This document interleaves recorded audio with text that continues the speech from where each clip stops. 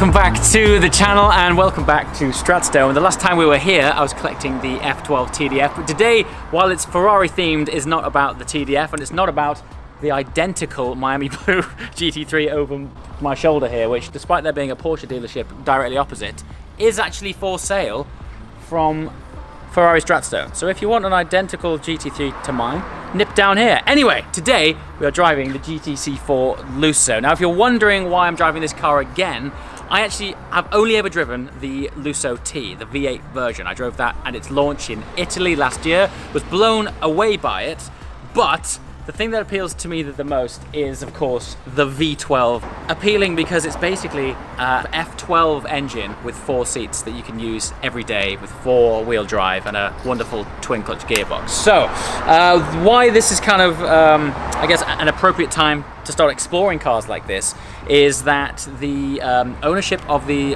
RS6 is coming up on 3 years now. It's gone over 30,000 miles, and probably next year, I mean, I don't mind being interrupted when it's an F40. That's crazy.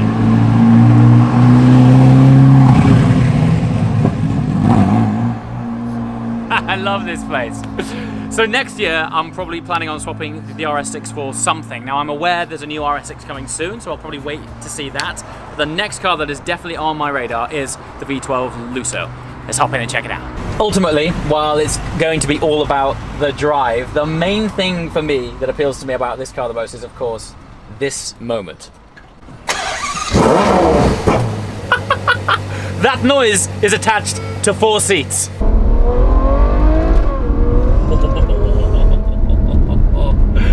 It's weird hearing such a familiar sound, but it being transmitted through something so smooth, right? You know, like the last V12 I drove was the TDF, which delivers that experience very differently. By the way, I've been very rude and not introduced Payton. If you watched my Gumball content, you might have seen Payton that joined myself and Gumball for that incredible journey last week. Have you recovered from that yet? Where do you start, man? All I can say is this one time in Japan. Oh god. The reason Payton's also here is that you do some social media work for the Stratstone group, right? That's right, correct. So I was like, rather than do this on my lonesome, Payton's in the house. We've just come off Gumball. We can reminisce about that, even though it was only last week. Last week, yeah. While we're on our sort of journey, though, we do want to provide an insight into this car. Appropriately, the first stop is the petrol station. Yes. Yeah. Now, no doubt, this thing drinks with 2 straws. Right. So it'll be interesting because it's almost empty. So we'll see how much it costs to fill it up and then see how it lasts throughout the day. We are, of course, going to be driving it relatively spiritedly, so I guess it will give a relative real-world indication. I guess. You're not going to be buying one of these and driving it steady the whole time. No. So, but again, I guess that's the beauty of this car, is the fact that, like you said, it's a 4-seater, but it's strapped to a V12 at the front. That excites me greatly. What else is there that follows this platform? To me, the next thing is a Panamera Sport Turismo and then an RS6. That's the kind of the cars which are next in line, I would say. But something with a naturally aspirated V12 in it, a Ferrari naturally aspirated V12, that's special, man. And to be able to have this, I think later we need to explore the back seat option. I genuinely, maybe you could drive and chauffeur me around in this wonderful car. Yes. To Chatsworth, sir. Okay, we're at the petrol station now. On my cars, the ethos of them, of course, is much more lightweight and stripped out, and so any of this sort of plush leather sculpture is turned into carbon. And normally the boot release catch and the petrol catch, they feel randomly stuck on. There's this like panel of carbon and then just 2 buttons here, which opens the fuel cap. Of course, this is a lovely plush daily driver, and our fuel cap button is right there, which I'm hoping will... Hey, there it is. All right, so let's have a look.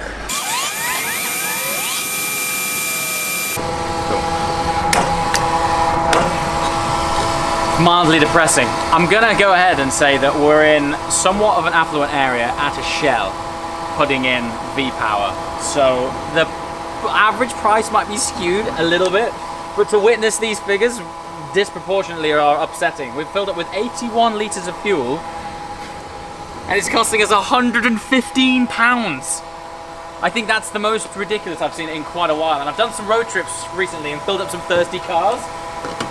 I'm going to say that's more of a reflection of this fuel station than it is this car, because actually 81 litres and we had 2 bars left on the tank. It's probably a 90 litre tank, something like that. So yeah, let's not fill up here again.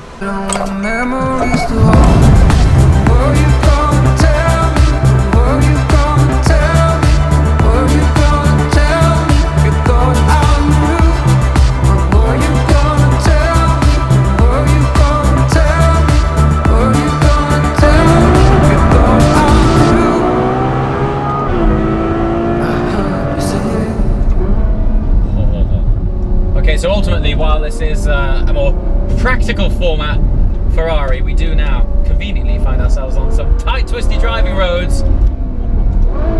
Listen to that. See, that's the thing, man. Like,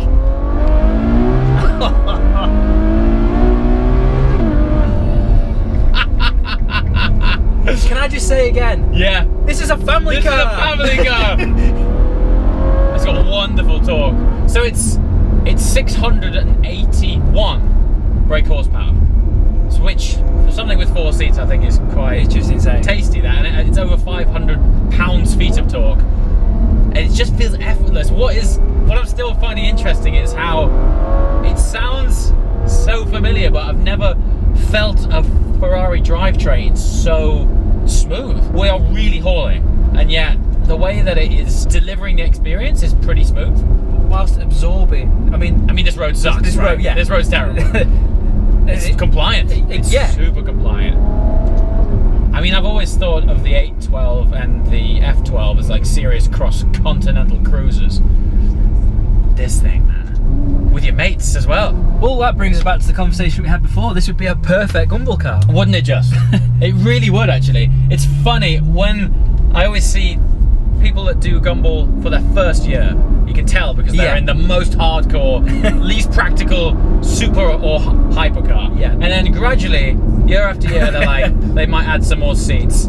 Yes. And then it gets a bit softer, and the real veterans get chauffeured.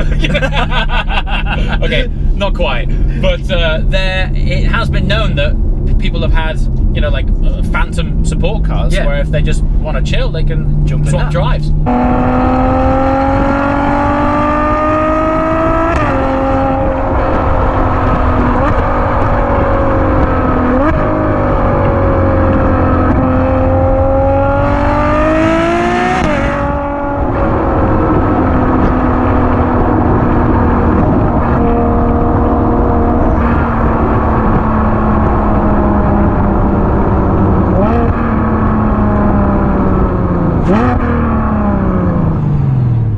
Also, the car is four-wheel drive, so it's not always four-wheel drive. Its default setting actually channels the majority of the power to the rear wheels, which is great because when you feel like driving it, it lends itself well to the characteristics of a driver's car.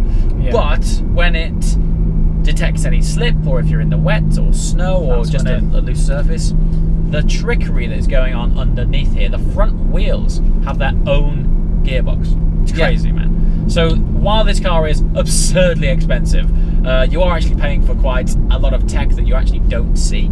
Okay, granted it's not wet, but we've been flooring it flat in first, and there's not even a light on the dash. No. Nothing. It doesn't squirm, it just plants it and it just goes. I mean, to be able to apply all, let's face it, almost 700 horsepower in this, 4 seats, dog in the back, off you go. It's so cool. But even now, I mean, the roads aren't the best. No. We're not having to shout. We're not. To talk to each other. It's opposite of the TDF. Completely. Yet, the engine is a very similar engine. Yeah. Okay, the TDF has elements of the XX program in it, but the majority of the drama of that car is from the drivetrain and the fact that there's basically no sound deadening. It's a very ferocious engineering exercise of what is essentially the same block. Yes. It's like a different car, like a totally different world. But then, like we were saying before, the car is almost 2 cars in one. It really is. Because It's a Jekyll and Hyde car. it is. We like Yes. this. Because earlier on, there was a moment where we just kind of shut up, didn't we? And Yeah, we it was just we were just peaceful. chilling. Road noise, minimal. Seats, super comfy.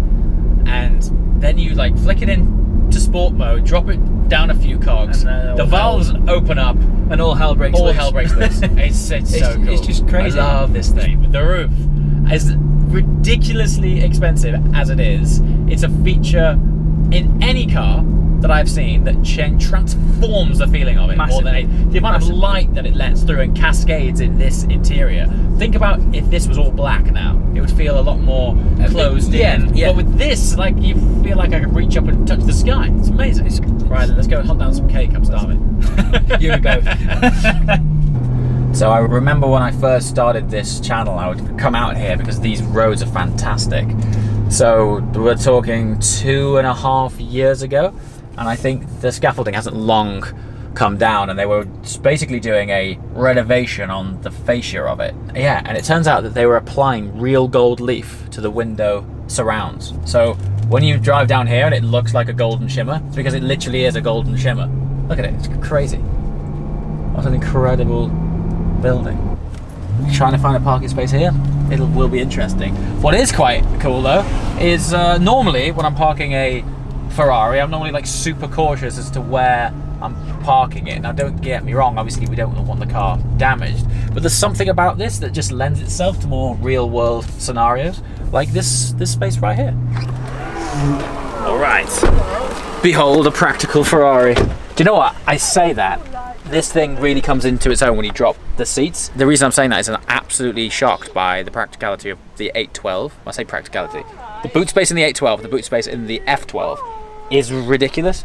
This shelf here is actually the fuel tank. So it's a bit of an odd shelf which is half the way through the car, which I guess could hinder a degree of space, but you can drop these seats here and then it opens up to yeah, a pretty large space. So this section comes out and also this section comes out, and then you've got just this much larger cave of space. Speaking of this section, on all new Ferraris, the options that you spec on the car are then laser etched onto a plaque, which is often found in the boot. This is the spec list on our car for today.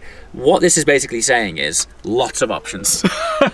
One thing I did pick up on earlier though, is right here, I was confused when the rear wiper is indicated here as an optional extra. Now, I did wonder, I was like, I know Ferrari take the mickey sometimes and they basically charge you for everything, but for the luxury of wiping your rear screen, I thought there's no way. Anyway, we went back in to Stratstone to clarify.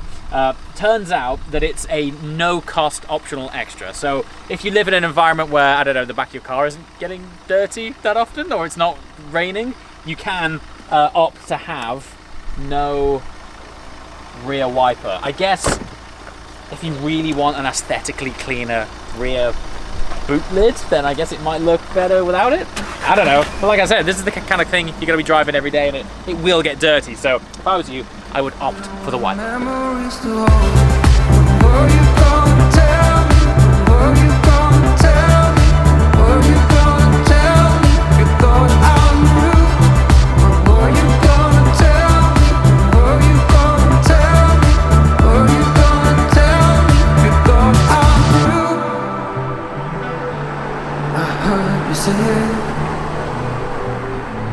We're falling like stars. Okay, so for your viewing pleasure, I'm trying to get the most creative angles I can. Conveniently, this is fitted with the optional panoramic roof. Now, we were just joking because it's amazing for mounting GoPros too, but this is an £11,500 optional extra. Great for GoPros, but it's an $11.5 grand GoPro mount. It's ridiculous. Okay, obvious role reversal. Where to, chauffeur? I reckon back to the Ferrari dealership, Back to the Ferrari. Yes. Right, let's go. So we've been very kindly lent this car for the entire day, but the dealership closes at 6, which means we've got half an hour, Jeeves. Great about sitting in the back, you can hear the exhaust even more. Dude, it's amazing. Oof. What's the room like back there? Actually, really good. So I spent some time in the back of an FF, and they've definitely provided more room in this car. Now, at first, it might be a tad deceptive because it doesn't look like there's that much space between the seats and where your legs fit down here in the footwell. However, we were discussing earlier that because these seats are so dished, they're like their own bucket seats almost in the back of this car. You actually sit quite far back in the car, leaving you loads of legroom. When you see it from the front and you look back, you don't expect it. But you sit all the way back, and this panoramic sunroof, honestly, dude, as good as it felt in the front, It feels better. in the back, it's a whole new world. It's crazy. It's amazing. And it's actually gorgeous. And for sort of the record of the video, Yeah. we have moved that chair back to sort of simulate someone actually sat in that seat. That's right. So Yeah. that is where the chair would be if someone would be sat in Yeah. that chair right now. So, I mean, technically, if you wanted to kind of chauffeur someone, you would push this all the way forward. Honestly, you would have so much space. But that's got I would say your average size in there. That's the same distance back from the console as you are driving now. Yeah. Yeah, it is, yeah. I could go a long way in this, man. It's cool. Particularly with the sound of a V12 ringing in my ears. And you're even closer to the exhaust net at the Even back. closer. I'm enjoying this.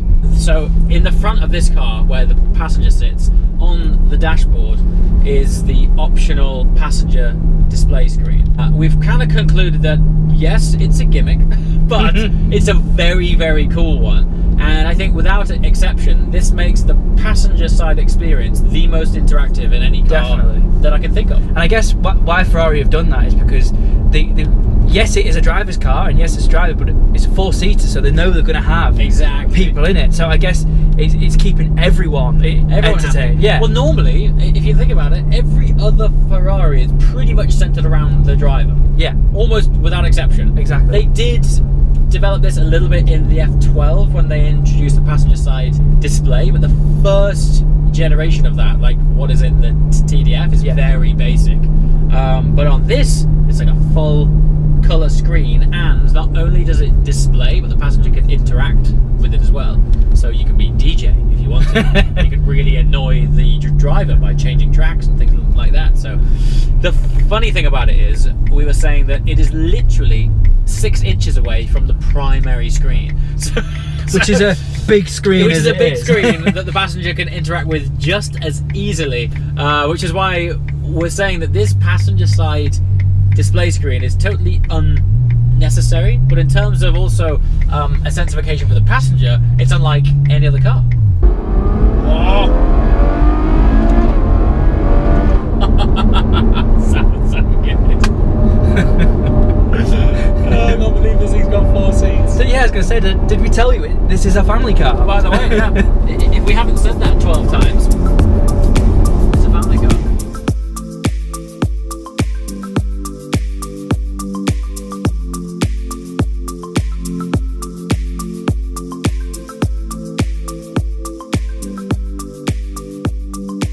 Normally I would complain filming a supercar in the rain, but arguably this is perfect. Like, this is exactly the kind of condition. We've had the full spectrum. Yeah. We've had a beautiful dry day, and now we're wet, and we're on some tight British B roads, which are conventionally bumpy, potholey, and slippery. And to be able to knock this down into wet mode and see how it deals with things is great. We just had a quick squirt back there. Once again, not even a light, not even a traction control light. Just grip and go. It's awesome. Modes on the Manatino, we've got ice and snow, we've got wet, comfort, which is the equivalent of just daily use, and then sport. But equally, we can independently control the damper settings from the drivetrain and traction control settings. So even when you're in sport on the Manatino, you literally press the damper button, which puts it into bumpy road mode, which should also be called British B-road mode. Yes. And you can enjoy faster gear shifts and lovely throttle response, but you can just iron out the creases of unwanted bumps, which is cool. But as soon as you turn this down to either comfort or wet or ice and snow, there actually isn't the option to decouple the dampers and have those to your own settings. They've sort of created their own settings. Yes. So the idea is, if you're in comfort, it's chill mode anyway. Jeez, look at this. And we're back. Amazing day. Massive thank you to Stratstone, as always, for lending me this wonderful car. Thoughts? Desperately want one. Obviously, this actual car is about to become available for sale. It's their demo right now, but soon it'll be available to buy. So I'm going to keep my eye on the market, but the drive today has utterly and thoroughly confirmed that this is one of the most desirable four-seater cars I can think of, mostly thanks to that wonderful naturally aspirated V12. Yeah, hopefully we'll get to spend some more time with one of these soon. What I'd love to do is a proper road trip in one to see what they're all about when you use one for much longer. I think that's the best way of really uncovering the characteristics of a car. But until then, the want is strong. As always, guys, thanks for watching. I shall see you next time. Ciao.